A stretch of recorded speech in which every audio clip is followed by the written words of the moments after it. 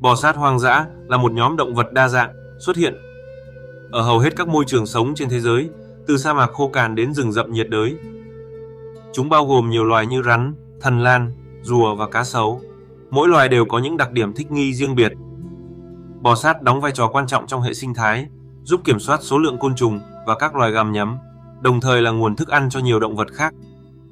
Sự đa dạng về hình thái, màu sắc và tập tính của chúng góp phần làm phong phú thêm thế giới tự nhiên. Việc bảo vệ các loài bò sát cũng đồng nghĩa với việc duy trì cân bằng sinh thái và bảo tồn đa dạng sinh học toàn cầu. Bò sát là một nhóm động vật đa dạng với nhiều đặc điểm nổi bật. Rắn nổi tiếng với cơ thể dài không chân, khả năng di chuyển linh hoạt và săn mồi bằng cách siết chặt hoặc tiêm nọc độc. Thần lan thường có 4 chân, đuôi dài và nhiều loài có thể tự cắt đuôi để thoát hiểm.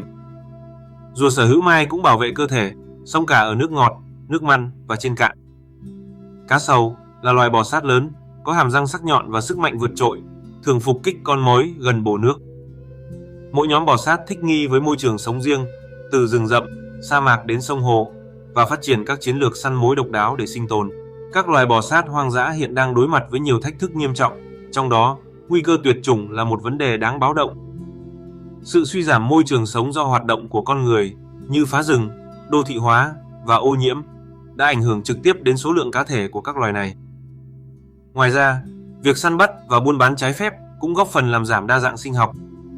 Con người đóng vai trò quan trọng trong công tác bảo tồn thông qua các chương trình giáo dục, phục hồi môi trường và kiểm soát hoạt động khai thác.